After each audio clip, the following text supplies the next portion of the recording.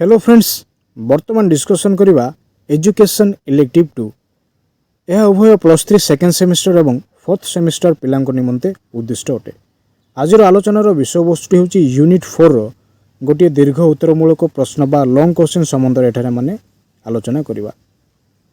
पूर्वर unit 4 गोटे long question T आम आलोचना कर सारे ताहा वीडियोटीर डिस्क्रिप्शन लिंक टी आपण मैंने पाइबे कि चैनल प्लेलिस्ट को जाए वीडियोटी देखिपारे। वीडियो को आरंभ करने पूर्व जो मैंने वर्तमान पर्यंत चैनल को सब्सक्राइब करना सब्सक्राइब करनियंतु, बेल आइकन टी को प्रेस कर दिंतु जाफल आगामी वीडियोर नोटिफिकेशन गुड़िक सर्वप्रथमे आपण निकट में पहुँची पार। वीडियोटी को स्किप नक संपूर्ण रूपे देखा निमंते चेष्टा करूँ। जदि स्किप करके देखिए वर्तमान जो आलोचनार विषय वस्तुटी रही अछि ताहा संपूर्ण रूपे बुझीपारे ना। प्रश्नटी कौन अटे देखिए। प्रश्नटी हूँ प्रलक्षण तत्व को आलोचना करो, डिस्कस द ट्रुथ थ्योरी। तो प्रलक्षण तत्व कहले माने कौन बुझू। साधारण अर्थरे प्रलक्षण कहले आमे बुझू जे भिन्न भिन्न परिस्थिति रे व्यक्ति प्रदर्शन करथुवा भिन्न भिन्न भावभंगी, हावभाव, अंग प्रदर्शन और आखिर व्यवहार को आमे बुझी थाओ।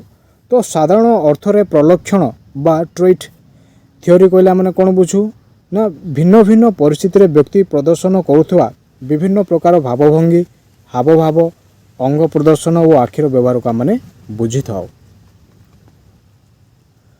वाल्टर माइकेल मतरे जड़े व्यक्ति को अन्य जड़े व्यक्ति पृथक करुवा मनुष्यर चारित्रिक गुणगुड़िकर सज्जीकरण द्वारा जो प्रकार व्यवहार सृष्टि होता है ताहाकू प्रलक्षण कहा जाए। तो वाल्टर माइकेल मतरे जड़े व्यक्ति को अन्य जड़े व्यक्ति ठारू पृथक करुवा मनुष्यर चारित्रिक गुणगुड़िकर सज्जीकरण द्वारा जो प्रकार व्यवहार सृष्टि होता है ताको आम कौन कही था प्रलक्षण कही था।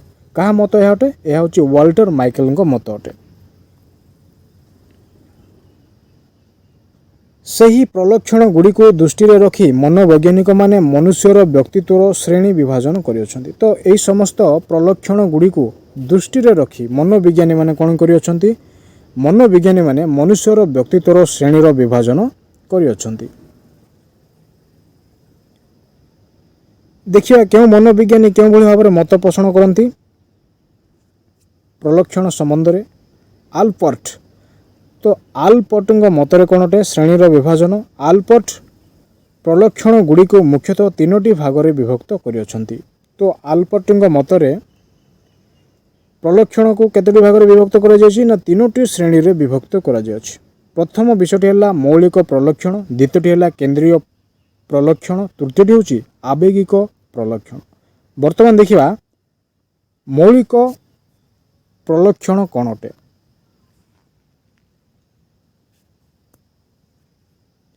अधिकांश समय मनुष्य तार व्यवहार माध्यम जो लक्षण गुड़िक प्रकाश करे ताहा एही मौलिक प्रलक्षणर अंतर्गत। तो मौलिक प्रलक्षण कहला माने कौन बुझू। मौलिक प्रलक्षण कहले अधिकांश समय मनुष्य तार व्यवहार माध्यम जो लक्षण गुड़िकर प्रकाश करे ताहा ही मौलिक प्रलक्षणर अंतर्गत अटे। एगुड़िक वंशगत होइथिबारु जन्मरू मृत्यु पर्यंत चली थाए। तो यह कौन होता है ना, यह हूँ वंशगत लक्षण अटे। तो वंशगत लक्षण होइथिबा जोगु यह कौन होता है जन्मरू मृत्यु पर्यंत चली थाए। द्वितीय भागटी कौन अटे। द्वितीय भागटी है केंद्रीय प्रलक्षण। तो केंद्रीय प्रलक्षण कहले माने कौन बुझू। मौलिक प्रलक्षण दीर्घ समय स्थायी नहेले मध्य मनुष्य जीवन एक निर्दिष्ट समय एगुड़िक अनुभूत होता है। तो केंद्रीय प्रलक्षण कहला माने कौन बुझू। मौलिक प्रलक्षण दीर्घ समय स्थायी होई नथिले मध्य यह कौन होता है मनुष्य जीवन एक निर्दिष्ट समय एगुड़िक अनुभूत होता है। सामाजिक बोध और आत्मप्रकाश आदि यह श्रेणी अंतर्भुक्त। तो यही दुईटी विषय कौन कौन ना सामाजिक बोध और आत्मप्रकाश, यही दुईटी विषयटी कौन अटे ना यही श्रेणीर अंतर्भुक्त अटे। क्यों श्रेणी ना केंद्रीय प्रलक्षण श्रेणीर अंतर्भुक्त अटे। तो तृतीय श्रेणीटी कौन अटे आवेगिक प्रलक्षण। तो आवेगिक प्रलक्षण कौन अटे व्यक्तिर मनोभाव, मिजाज आदि प्रलक्षण गुड़िक आवेगिक प्रलक्षण श्रेणीर अटे। तो ବ୍ୟକ୍ତିର ମନୋଭାବ ମିଜାଜ ଆଦି ପ୍ରଲକ୍ଷଣ ଗୁଡ଼ିକ କ'ଣ ଅଟେ? ଆବେଗିକ ପ୍ରଲକ୍ଷଣ ଶ୍ରେଣୀର ଅନ୍ତର୍ଭୁକ୍ତ ଅଟେ। ଏହା ବ୍ୟକ୍ତିଠାରେ ଖୁବ୍ କମ୍ ସମୟରେ ଦେଖାଯାଏ। ତ ଏହା କ'ଣ ହୋଇଥାଏ ନା ବ୍ୟକ୍ତିଠାରେ ଖୁବ୍ କମ୍ ସମୟରେ ଦେଖା ଦେଇଥାଏ, କିନ୍ତୁ ଏହା ଖୁବ୍ ପ୍ରଭାବଶାଳୀ ମଧ୍ୟ ହୋଇଥାଏ। ଆବେଗିକ ତୀବ୍ରତା ବ୍ୟାପକ ଏବଂ ପ୍ରତିନ୍ୟାସ ପ୍ରବୃତ୍ତି ଏହି ଶ୍ରେଣୀର ଅନ୍ତର୍ଭୁକ୍ତ ଅଟେ। ତ ଆବେଗିକ ପ୍ରଲକ୍ଷଣ ଶ୍ରେଣୀର ଅନ୍ତର୍ଭୁକ୍ତ ବିଷୟବସ୍ତୁ ଗୁଡ଼ିକ କ'ଣ କ'ଣ ଅଟେ? ପ୍ରଥମ ରହିଲା ଆବେଗିକ ତୀବ୍ରତା, ଦ୍ୱିତୀୟଟି ହେଲା ବ୍ୟାପକତା ଏବଂ ତୃତୀୟ ବିଷୟଟି ହେଲା ପ୍ରତିନ୍ୟାସ ପ୍ରବୃତ୍ତି ଏହି ଶ୍ରେଣୀର ଅନ୍ତର୍ଭୁକ୍ତ ଅଟେ। ଦ୍ୱିତୀୟ ବିଷୟଟି କ'ଣ ଅଟେ? କାଟଲେଟ୍। ତ କାଟଲେଟ୍ ପ୍ରଲକ୍ଷଣ ସମ୍ବନ୍ଧରେ କେତୋଟି ଶ୍ରେଣୀ ବିଭାଗ କରିଅଛନ୍ତି ବର୍ତ୍ତମାନ ଦେଖିବା। କାଟଲେଟ୍ଙ୍କ ମତରେ ପ୍ରଲକ୍ଷଣ ଗୁଡ଼ିକର ସଂଖ୍ୟାକୁ ଅନେକ ପ୍ରଲକ୍ଷଣ ପ୍ରାୟ ପ୍ରତ୍ୟେକ ବ୍ୟକ୍ତିଠାରେ ସାଧାରଣ ଭାବରେ ପରିଲକ୍ଷିତ ହୁଏ। ତ କାଟେଲଙ୍କ ମତରେ ପ୍ରଲକ୍ଷଣ ଗୁଡ଼ିକର ସଂଖ୍ୟାକୁ ଅନେକ ପ୍ରଲକ୍ଷଣ ପ୍ରାୟ ପ୍ରତ୍ୟେକ ବ୍ୟକ୍ତିଠାରେ ସାଧାରଣ ଭାବରେ ପରିଲକ୍ଷିତ ହୋଇଥାଏ। ସେ ଏହି ପ୍ରଲକ୍ଷଣ ଗୁଡ଼ିକ ମୁଖ୍ୟତଃ ଦୁଇଟି ଭାଗରେ ବିଭକ୍ତ କରିଅଛନ୍ତି। ତ କାଟେଲ କ'ଣ କରିଅଛନ୍ତି ନା ପ୍ରଲକ୍ଷଣକୁ ଦୁଇଟି ଶ୍ରେଣୀରେ ବିଭକ୍ତ କରିଅଛନ୍ତି। ପ୍ରଥମରେ କ'ଣ ରହିଲା ଅନ୍ତ ପ୍ରଲକ୍ଷଣ, ଦ୍ୱିତୀୟଟି ହେଲା ବହିର୍ପ୍ରଲକ୍ଷଣ। ତ ଏହି ଦୁଇଟି ଭାଗରେ କାଟେଲ କ'ଣ କରିଅଛନ୍ତି ନା ପ୍ରଲକ୍ଷଣକୁ ବିଭକ୍ତ କରିଅଛନ୍ତି। ବର୍ତ୍ତମାନ ଦେଖିବା ଅନ୍ତ ପ୍ରଲକ୍ଷଣ କ'ଣ ଅଟେ? ଅନ୍ତ ପ୍ରଲକ୍ଷଣ ବ୍ୟକ୍ତିର ଯେଉଁ ଅନ୍ତର୍ନିହିତ ଗୁଣାବଳୀ ବାହ୍ୟ ପ୍ରଲକ୍ଷଣ ଉତ୍ସ ରୂପେ କାର୍ଯ୍ୟ କରନ୍ତି ତାହାକୁ ଅନ୍ତ ପ୍ରଲକ୍ଷଣ କୁହାଯାଏ। ତ ଅନ୍ତ ପ୍ରଲକ୍ଷଣ କହିଲା ମାନେ କ'ଣ ବୁଝୁ? ବ୍ୟକ୍ତିର ଯେଉଁ ଅନ୍ତର୍ନିହିତ ଗୁଣାବଳୀ ବାହ୍ୟ ପ୍ରଲକ୍ଷଣ ଉତ୍ସ ରୂପେ କାର୍ଯ୍ୟ କରନ୍ତି ତାହାକୁ ଅନ୍ତ ପ୍ରଲକ୍ଷଣ କୁହାଯାଏ। ବ୍ୟକ୍ତିର ପ୍ରତ୍ୟେକ ଆଚରଣ ମୂଳରେ ଏହି ପ୍ରଲକ୍ଷଣ ଗୁଡ଼ିକ ଲୁକାୟିତ ଭାବରେ କାର୍ଯ୍ୟ କରିଥାନ୍ତି। ତ ବ୍ୟକ୍ତିର ପ୍ରତ୍ୟେକ ଆଚରଣ ମୂଳରେ କ'ଣ କରିଥାନ୍ତି ନା ଏହା ପ୍ରଲକ୍ଷଣ ଗୁଡ଼ିକ ଲୁକାୟିତ ଭାବରେ କ'ଣ କରିଥାନ୍ତି? କାର୍ଯ୍ୟ କରିଥାନ୍ତି।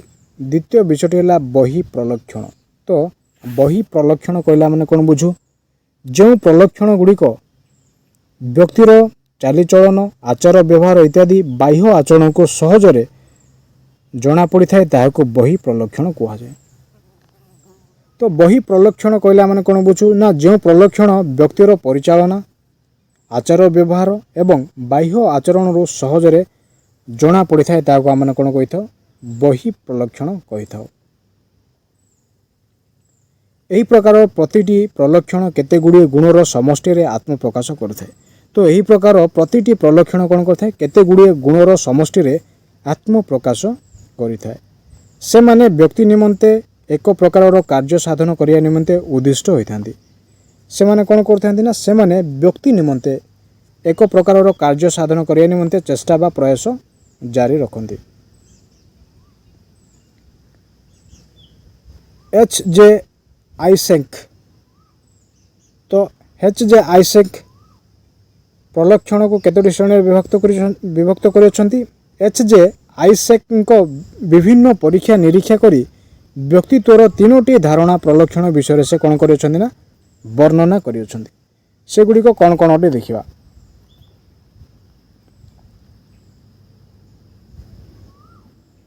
ପ୍ରଥମରେ ରହିଲା ଅନ୍ତ ମୂର୍ଖତା, ଦ୍ୱିତୀୟଟି ହେଲା ବହିମୂର୍ଖତା ଏବଂ ତୃତୀୟଟି ହେଲା ମାନସିକ ବିକ୍ଷିପ୍ତତା। ତ ଏହିଭଳି ଭାବରେ ତିନୋଟି ଶ୍ରେଣୀରେ କିଏ ବିଭକ୍ତ କରିଅଛନ୍ତି ନା H.J. ଆଇସେକ୍ ବିଭକ୍ତ କରିଅଛନ୍ତି। ବର୍ତ୍ତମାନ ଦେଖିବା ଅନ୍ତ ମୂର୍ଖତା କ'ଣ ଅଟେ।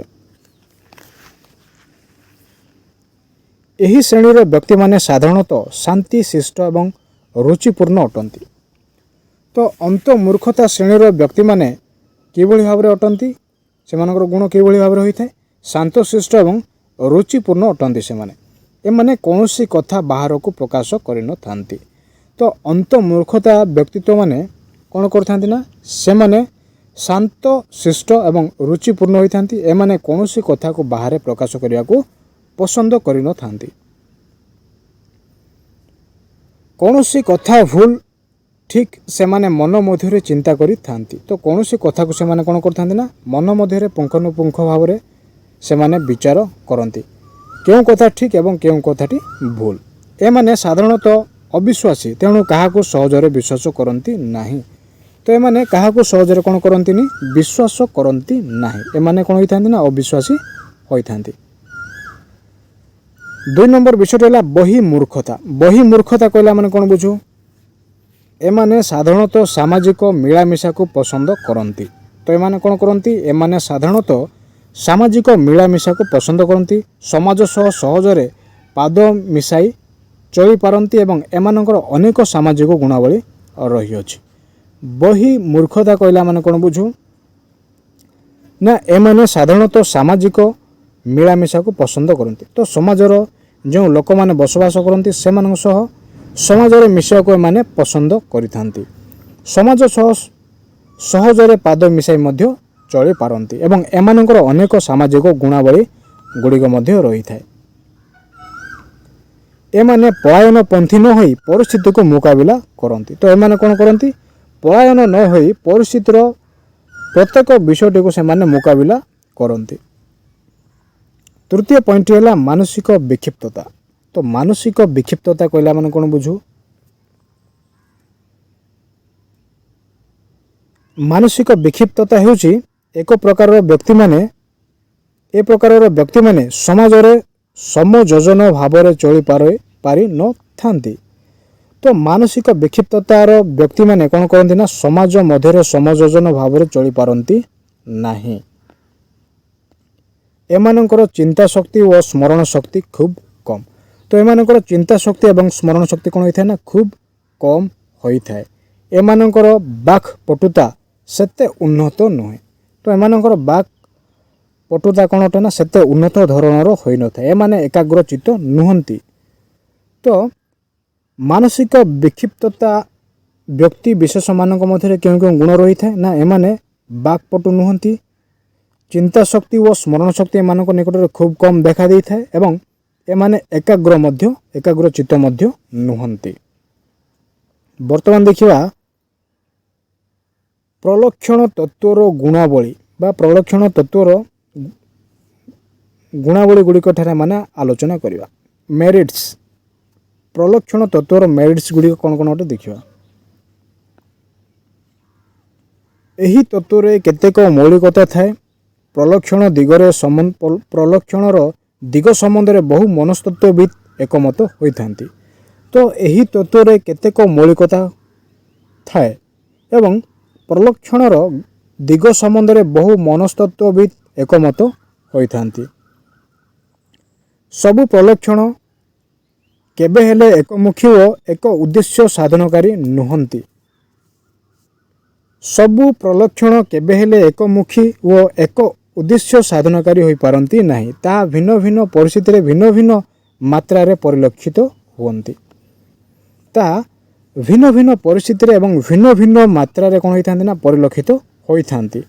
ମନୁଷ୍ୟର ନିଜର ସ୍ୱଭାବ ଓ ସାମାଜିକ ସ୍ଥିତି ଅନୁଯାୟୀ ପ୍ରଲକ୍ଷଣ ଗୁଡ଼ିକର ହ୍ରାସ ବୃଦ୍ଧିରେ ପରିଲକ୍ଷିତ ହୋଇଥାଏ। ତ ମନୁଷ୍ୟର ନିଜର ସ୍ୱଭାବ ଓ ସାମାଜିକ ସ୍ଥିତି ଅନୁଯାୟୀ କ'ଣ ହୋଇଥାଏ?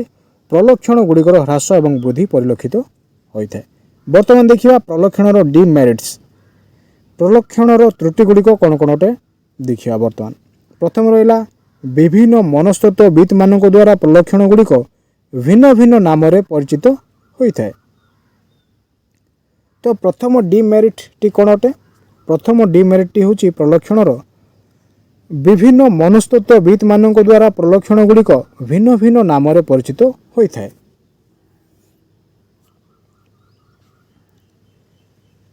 ଦ୍ୱିତୀୟ ତ୍ରୁଟିଟି ହେଉଛି ଏହି ତତ୍ତ୍ୱ ଅନୁଯାୟୀ ପ୍ରଲକ୍ଷଣ ହେଉଛି ଏକ ପ୍ରକାରର ସ୍ୱଭାବ ଯାହା ସ୍ୱତଃ ସିଦ୍ଧ ଓ ପରିବେଶ ପରିସ୍ଥିତିର ପରିବର୍ତ୍ତନର ମଧ୍ୟ ତାହା ଅପରିବର୍ତ୍ତନୀୟ। ତ ଦ୍ୱିତୀୟ ଡିମେରିଟ୍ଟି କ'ଣ ଅଟେ? ଏହି ତତ୍ତ୍ୱ ଅନୁଯାୟୀ ପ୍ରଲକ୍ଷଣ ହେଉଛି ଏକ ପ୍ରକାର ସ୍ୱଭାବ ଯାହା କ'ଣ ହୋଇଥାଏ ନା ସ୍ୱତଃ ସିଦ୍ଧ ଓ ପରିବେଶ ପରିସ୍ଥିତିର ପରିବର୍ତ୍ତନର ମଧ୍ୟ ତାହା ଅପରିବର୍ତ୍ତନୀୟ ଘଟିଥାଏ। ତୃତୀୟ ତ୍ରୁଟିଟି କ'ଣ ଅଟେ? ବ୍ୟକ୍ତି ନିକଟରେ ପ୍ରଲକ୍ଷଣ ଶୂନ୍ୟ ବା ଶୂନ୍ୟରୁ ଆରମ୍ଭ ହୁଏ ନାହିଁ। ତୃତୀୟ ଡିମେରିଟ୍ଟି ହେଉଛି ବ୍ୟକ୍ତି ନିକଟରେ ପ୍ରଲକ୍ଷଣ ଶୂନ୍ୟ ବା ଶୂନ୍ୟରୁ ଆରମ୍ଭ ହୋଇନଥାଏ। ଚତୁର୍ଥ ଡିମେରିଟ୍ଟି କ'ଣ ଅଟେ ଦେଖିବା। ପ୍ରଲକ୍ଷଣ ଗୁଡ଼ିକର ଶ୍ରେଣୀ ବିଭାଜନ କଷ୍ଟକର ହୋଇଥାଏ। ତ तो प्रलक्षणर श्रेणी विभाजन कौन होता है ना प्रलक्षणर श्रेणी विभाजन गुड़िक अत्यधिक कष्टकर होता है। शेष डिमेरिट बा शेष त्रुटि कौन अटे प्रलक्षणर प्रलक्षण गुड़िक परिमाप परीक्षा कर व्यक्तित्व को विश्लेषण करने आदौ संभवपर नुहे। पंचम डिमेरिट कौन वर्तमान मान देखिले प्रलक्षण गुड़िकर परिमाप परीक्षा कर व्यक्तित्व को विश्लेषण करने आदौ संभवपर नुहे।